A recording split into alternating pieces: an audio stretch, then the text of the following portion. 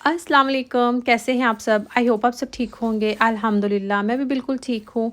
आज मैं आप लोगों के साथ शेयर कर रही हूँ अपनी मॉर्निंग टू इवनिंग रूटीन, जो कि थोड़ी-सी बिज़ी थी। अभी मॉर्निंग में मेरी अपॉइंटमेंट थी और यहाँ पर मैं अब जब अपने कपड़े निकाल रही थी, तो मैंने सोचा कि मैं बच्चों के भी कपड़े निकाल लेती हूँ, बिकॉज़ उनकी भी डॉक्टर के यहाँ अपॉइंटमेंट थी, बट इवनिंग में। तो वो तो माशाल्लाह दोनों स्कूल चली गई थी, तो उनको स्कूल भेजने के बाद जब मैंने अपने कपड़े निकाले तो उनके भी कपड़े निकाल दिए इवनिंग के लिए। और उसके बाद घर को हल्का-फुल्का सा रीसेट करते हैं, बिकॉज़ जब बच्चों को स्कूल भेजते हैं तो थोड़ी-सी चीज़ें मैस अप हो जाती हैं। तो घर को थोड़ा-सा टाइडी किया, बेड सेट चेंज किया और उसके बाद मैंने बैथ वगैरह लेके मैं फ्रेशन अप होके चेंज कर लिया था। और यहाँ पे मैंने हल्का-सा सनस्क्रीन लगा लिया था, बिकॉज़ आज बाहर बहुत ज़्यादा धूप थी, कड़क धूप थी बाकायदा पाकिस्तान की तरह यहाँ पर भी कुछ दिन काफ़ी गर्मी पड़ी है। तो मैंने चेंज कर लिया था, बिकॉज़ अली की कॉल आई थी कि वो 15-20 मिनट में पहुँच जाएँगे, तो हम ऑलरेडी लेट थे। मेरी अपॉइंटमेंट 10 बजे की थी और हमें न्यूयॉर्क जाना था और 40 टू 45 मिनट्स की ड्राइव थी। तो हम ऑलरेडी लेट हो चुके थे, तो मैंने सोचा कि जब अली के आने के बाद मैं उनको वेट नहीं करवाऊँगी, बिकॉज़ मेरी अपॉइंटमेंट है, तो ऐसा ना हो कि मेरी अपॉइंटमेंट मिस हो जाए। और अभी मुझे बस एक ही काम था, वो था अली के लिए कुछ लंच रेडी करना। बच्चों के लिए तो मैं कुछ ना कुछ बना के फ्रीज़ कर ही देती हूँ, तो वो मैं कुछ भी निकाल लूँगी फ्रीज़र से और एयर फ्राई कर दूँगी और आकर फिर रोटी वगैरह जो भी बनाना होगा वो मैं बना लूँगी। और लेकिन अभी जब हम वापस आते हैं अपॉइंटमेंट से, तो फिर भूख लगी होती है। अली ने, चूँकि सुबह उन्होंने हल्का-फुल्का सी ब्रेकफ़ास्ट किया था, फ्रूट्स वगैरह ही लिए थे, तो मैंने सोचा कि लंच रेडी करके जाऊँगी। तो मेरे पास सिर्फ 15-20 मिनट थे, तो जब तक मैं रेडी हो रही थी तो मैंने पास्ता बॉयल होने के लिए रख दिया था। पास्ता यहाँ पे बॉयल हो चुका है। जो 2 शेप पास्ता है, एक चिकपी वाला है, तो दो शेप्स का बॉयल कर लेती हूँ। इससे क्या आसानी हो जाती है कि अगर बच्चों को भी लेना हो तो उनकी डिफरेंट शेप्स पसंद होती हैं बच्चे। और जब पास्ता थोड़ा सा ठंडा हो गया था, लाइक ठंडा पानी डालने के बाद ही फिर ही मैंने उसे प्लास्टिक के स्ट्रेन बर्तन में डाल के तो स्ट्रेन किया था। और यहाँ पर जैसे ही मैंने वाइट सॉस ऊपर लाइक ऑलमोस्ट रख दी थी, उसमें बटर और फ्लावर वगैरह ऐड करके मिल्क ऐड कर दिया था, तो अली की कॉल आ गई कि वो बस 5-7 मिनट में घर पहुंच जाएंगे। तो मैंने वाइट सॉस, चूँकि फिर आप इसको छोड़ नहीं सकते, अदरवाइज़ वो ख़राब हो जाएगी, तो फिर मेरा कुक करना इसको ज़रूरी था। और मैंने सोचा था कि मैं वाइट सॉस चिकन के साथ बनाऊंगी, ब्रोकली एंड चिकन के साथ वाइट सॉस। अली को ये कॉम्बिनेशन बहुत पसंद है और वो शौक़ से खा भी लेते हैं कि वाइट सॉस पास्ता हो, उसमें थोड़ी ब्रोकली ऐड की हो और थोड़ा सा चिकन ऐड किया हो। चीज़ तो मैं हमेशा बाद में ही ऐड करती हूँ। तो लेकिन मैंने पहले चिकन निकाला था, लेकिन अली की कॉल आ गई कि वो 10 मिनट में लाइक 7-8 मिनट में पहुँच जाएंगे। तो फिर मैंने chicken as it is fridge में रख दिया था और यहाँ पे जस्ट मैंने simple plain white sauce ready की।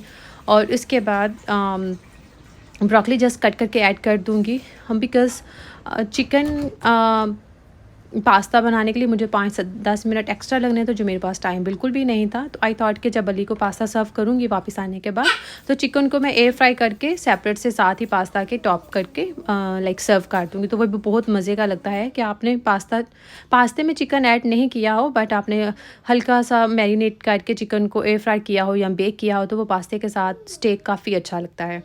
और यहाँ पर देखिए, अभी मैं ब्रोकली कट कर ही रही थी तो अली आ गए। वैसे अली को किचन के काम बिल्कुल भी नहीं पसंद, वो नहीं करते कुकिंग वगैरह। तो मैंने सोचा कि चलें जल्दी से आप सॉस को स्टर करते रहें, अदरवाइज़ लम्स बन जाते हैं तो फिर सारी सॉस ख़राब हो जाएगी। बिकॉज़ मैं सॉस क्रीम के साथ नहीं बनाती, अली को थोड़ा सा वो हैवी लगता है, तो मैं हमेशा दूध ही ऐड करती हूँ वाइट सॉस में। हाँ, जब सर्व करूँगी तो फिर पास्ता को जब आप गर्म करते हो, हल्का सा दूध डालने के बाद 2 से 3 टेबल स्पून दूध हमेशा ऐड करती हूँ गर्म करते वक्त। तब मैं चीज़ ऐड करूँगी, हल्का सा मिक्स करूँगी और 2 से 3 मिनट कुक करते हैं पास्ता चीज़ डाल के, तो फिर मैं सर्व कर दूँ। इतनी जल्दी मैं घर से निकली कि मैंने ब्रेकफास्ट ही नहीं किया था। एक्चुअली मैं एम्प्टी स्टमक अपने थायराइड की मेडिसिन लेती हूँ, तो उसके बाद फिर मुझे अब कुछ ना कुछ खाना होता है, तो मैंने ब्रेकफास्ट नहीं किया था। तो आई थॉट के थोड़े से नट्स वगैरह ले लेती हूँ। और ये डार्क चॉकलेट बाइट्स थी, तो मुझे ना अभी क्रेविंग हो रही थी कुछ मीठा खाने की। ऐसा लग रहा है जैसे एनर्जी लो हो रही है मेरी, तो मुझे कुछ खाना है।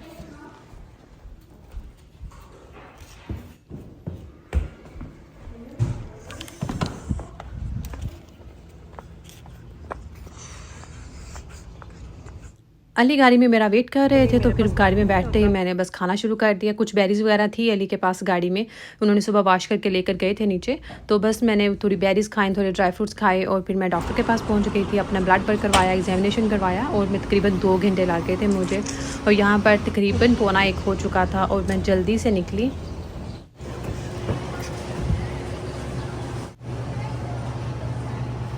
कोई आराम से ढूंढे, मैं वहाँ से ज़रा ब्रेड देखूँ उधर सेक्शन में, आप आ जाना, उधर ब्रेड वाले सेक्शन में है।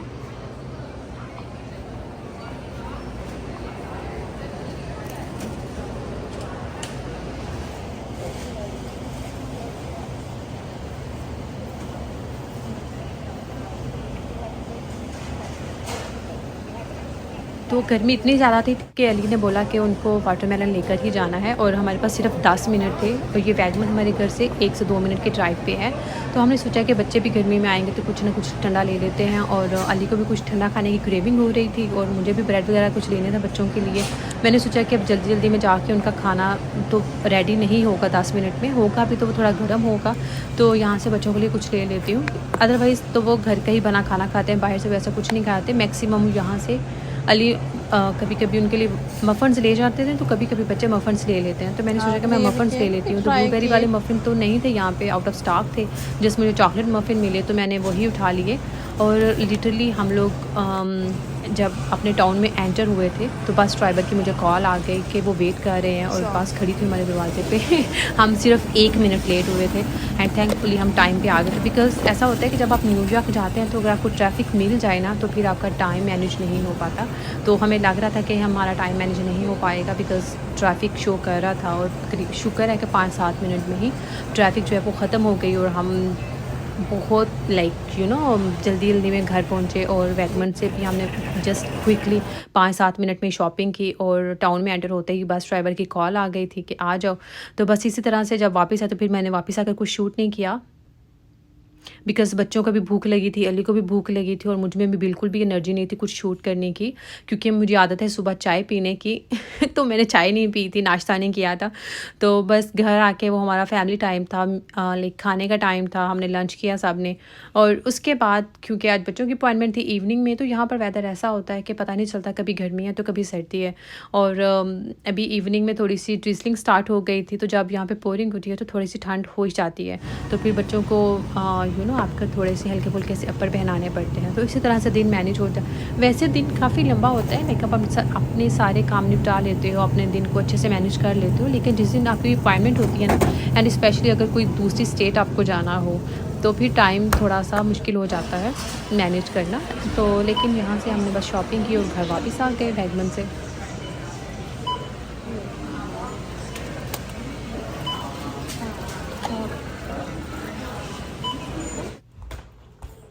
और यहाँ पर जो है वो इवनिंग में भी जब बच्चों की अपॉइंटमेंट थी तो हम लोग घर से निकले। उनकी अपॉइंटमेंट तो 15 मिनट की ड्राइव पे थी हॉस्पिटल। और बस वही, मैंने ड्रेस भी चेंज नहीं किया, मुझे था कि मैं ड्रेस चेंज कर लूँगी बट फिर टाइम ही नहीं था, बच्चों को रेडी करते ही इतना बिजी थी। तो मैंने सोचा कि ये मेरे शर्ट बिल्कुल साफ़ है, तो फिर मैंने बस अपने जो बॉटम था वो चेंज कर लिया था। वो थोड़ी मैंने जीन्स पहन ली थी बिकॉज थोड़ी सी हल्की सी सर्दी थी and that's it. Oh my goodness. तो यहाँ पर ऐसा हो नहीं सकता कि बच्चे घर से निकले अपॉइंटमेंट के लिए या कहीं के लिए भी और वो वापसी पे किसी स्टोर से कुछ लेकर ना आए, तो उनको कुछ ना कुछ तो खाना ही होता है। तो अली उनके लिए लेने गए तो अली ने मुझे भी चॉकलेट ले दी। एनी हम घर वापस आए तो मेरे पास थोड़ा टाइम था, तो मैंने सोचा कि मैं ना लाइक स्पिनच की पूरी मुझे बनानी थी। तो ये जो आटे वाला शूट है ना, आटा गूंदने वाला, ये मैंने कल गूंदा था, तो ये भी अभी मैं ऐड कर रही हूँ ताकि आपको पता चले कि मैंने किस तरह से आटा गूंदा था। तो ये सिंपल प्लेन जो हम चक्की का आटा यूज़ करते हैं रोटी बनाने के लिए, वो आटा है। मैंने मैदा बिल्कुल भी यूज़ नहीं किया। आटे में ही मैंने थोड़ा सा बटर को मेल्ट करके बटर ऐड कर दिया और अच्छे से मैं हाथ के साथ इसको मिक्स करूँगी ताकि आपकी जो पूरी है बिल्कुल क्रिस्पी बने, क्योंकि मैं पूरी एयर फ्रायर में ही डालूँगी, मैं कभी भी फ्राई नहीं करके खाती या बच्चों को देती।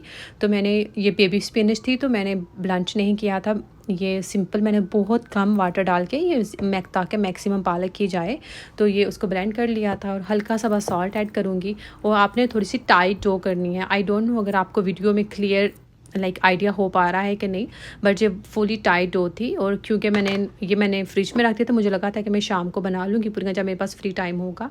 तो लेकिन कल टाइम नहीं मेरे पास था तो आज ही ये मैंने फ्रिज से निकाली। तो अभी मेरे पास टाइम था डिनर से पहले, क्योंकि आज डिनर मुझे बहुत सिंपल सा बनाना था। तो पूरियों का मैंने जो आसान तरीका निकाला था, क्योंकि अगर मैं एक एक पूरी बनाने बैठती तो ये दो घंटे लग जाते हैं। ज़ाहिर बात है एक एक पूरी को बेलना थोड़ा टाइम कंज्यूमिंग प्रोसेस होता है, तो मैंने एक शॉर्टकट निकाला था और इट वर्क्स। तो आप लोग भी ट्राई कीजिएगा, लेकिन आपको ये ट्राई करना है कि जब आप एक बड़ी रोटी बेलते हैं और उसको कोई भी आपको साइज़ गोल, ज़ाहिर बात है पूरी की शक्ल तो गोल ही होगी उसकी शेप, बट जो साइज़ आपको जो भी चाहिए तो आप किसी भी कटोरी से किसी भी बोल से जो भी आपको साइज़ चाहिए आप उसके मेजरमेंट लाइक जो साइज़ है आप अपने अकॉर्डिंग अकॉर्डिंग उसको कट कर सकते हैं। तो मैंने ये छोटा सा बाउल लिया था क्योंकि मुझे बहुत बड़ी बड़ी जो पूरियाँ हैं वो नहीं चाहिए थी, मुझे शॉर्ट चाहिए, लाइक थोड़ा स्मॉल साइज़ चाहिए था।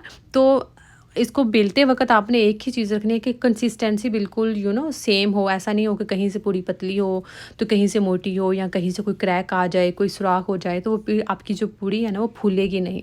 तो अगर आप चाहते हैं कि आपकी पूरी अच्छे से फूले तो आपने कोशिश करनी है कि पूरी बिल्कुल सेम एक तरह से बेलें, कहीं से मोटी या पतली नहीं होनी चाहिए, कहीं से फटी नहीं होनी चाहिए। तो साइज़ अगर आपको ये छोटी लग रही है साइज़ में, तो आप इसे कोई जो बड़ा बोल है साइज़ का उस में कट कर लीजिएगा साइज़। तो आप अपने चॉइस के मुताबिक कट कर सकते हैं। और लिटरली ये 2 घंटे का काम इस तरह से, इस हैक से 20-25 मिनट लगे होंगे, maximum 20-25 minute, otherwise I think 15 से 20 मिनट में ये सारी पूरियाँ बन के रेडी हो गई थी।